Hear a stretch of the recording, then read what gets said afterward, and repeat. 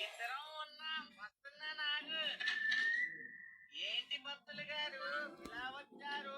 అయ్యా, నవరాత్రులు మొదలవుతున్నాయి కాబట్టి మన ఊర్లో అమ్మవారి విగ్రహం ప్రతిష్ఠ చేద్దాం అనుకుంటున్నాను. మీ విరాళం కోసం వచ్చాను. అబ్బో, అమ్మవారి విగ్రహమే. సత్యవతి, ఓ సత్యవతి. ఏంటండి? లోపల గదిలో నా పర్సుంది. అందులోంచి ఒక 1000 రూపాయలు తీసుకొచ్చి ఇవ్వులాగా. సరేనండి. నీ చేతులతోనే పంతులు గారికి ఇచ్చేవే. విగ్రహ ప్రతిష్ఠ అంట.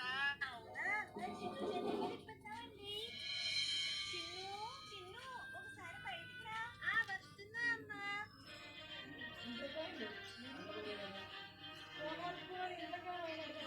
చెప్పమ్మా. ఈ డబ్బులు పంతులు గారికి ఇవ్వమ్మా.